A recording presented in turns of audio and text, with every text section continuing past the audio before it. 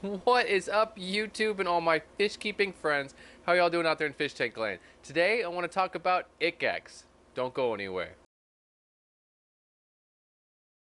Alright guys, we're going to talk about ICX today. This is a really awesome medication that I've used in the past. I do use it when I need to use it. Most of us that have been in the fish hobby for a little bit of time, we brought home new fish from the pet store.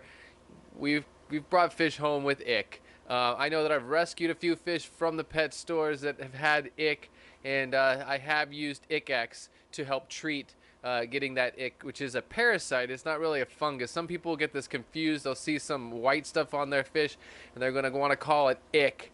Ick is going to be a parasite that's going to live off of the slime coat of the fish. Fungus is going to be a little bit different. Now, when you do see ick, the best way to know that you have ick is it's going to look a little bit more like salt, like little pieces of like sea salt, or like rock salt, little bits of it all over the fish. Not so much like a sliminess, like a fungus, like stringy or bigger clumps. It should be lots of little tiny specks, like little stars all over the fish. That's definitely going to be ick.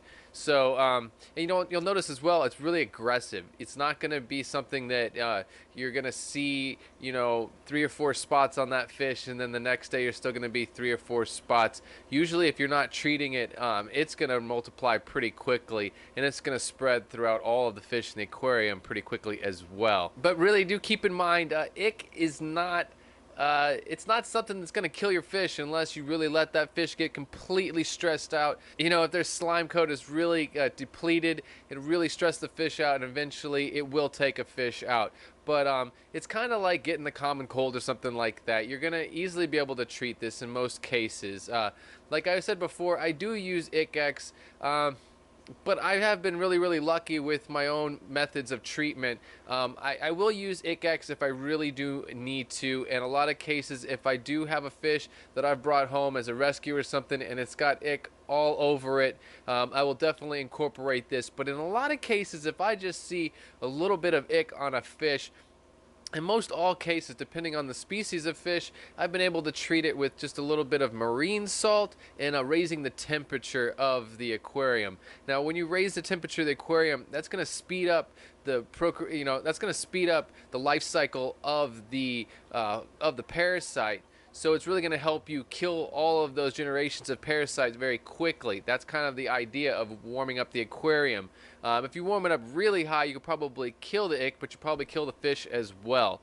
But by warming up that aquarium, it allows that parasite to speed up its metabolism, and it's going to reproduce more quickly, and you're going to be able to catch all the different generations while the medication or while the salt is still in the water column.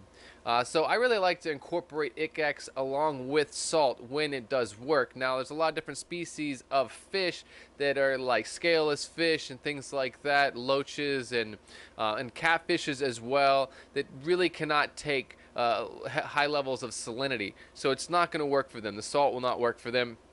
But in most of my other fish, tetras and cichlids and other things like that, salt pretty much does the job, and I don't even have to go to ick.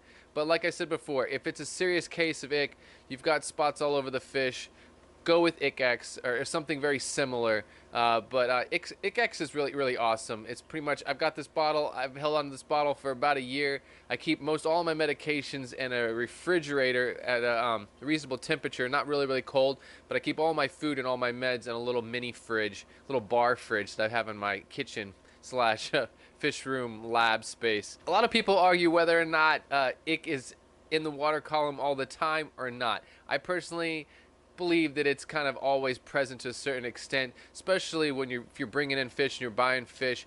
You're probably going to reintroduce ick into your water column just by bringing in new fish regularly. A lot of fish that are being imported from other countries are definitely bringing in ick and other skin funguses and stuff like that. So when I do treat with ICX, I treat 5 milliliters or about 1 teaspoon for every 10 gallons.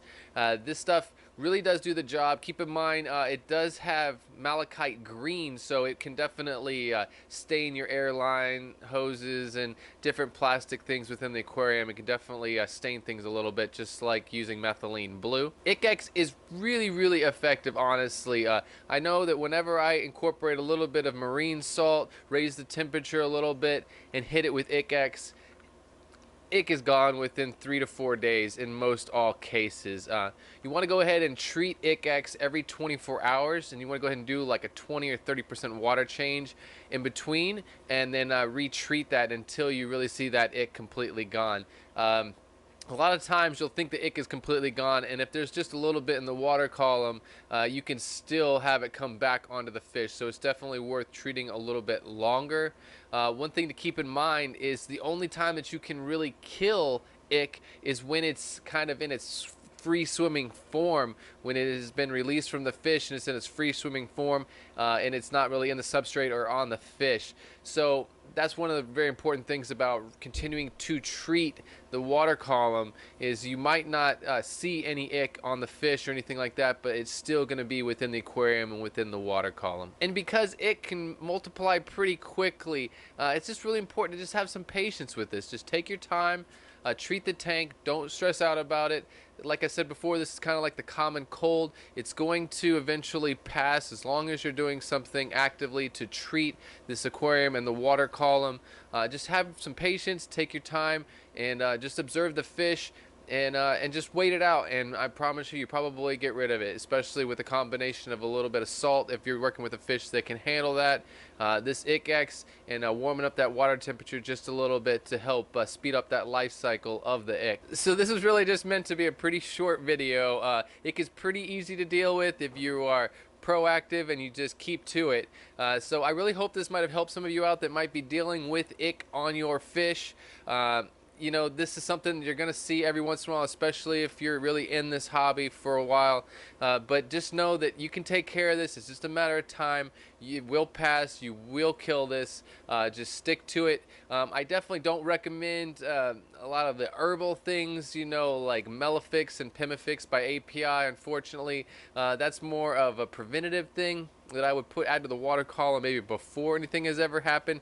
But do not try to rid your tank of ick or any kind of skin fungus or something like that with Melafix or Pimifix. I really don't think that that's going to actually do the job, unfortunately. But definitely check out some ICX. You can find it on a couple of different websites, aquariumcoop.com. He's got it for available. You can find it on amazon.com as well. And I really hope this might have helped you out. So thank you guys so much for watching. I appreciate it. If you're not subscribed to this content, you like it and you want to see more of it, please go ahead and click on that subscribe button down below. Don't forget to like, comment, and share. And remember, guys, keep your tanks clean, your fish fed, and have fun.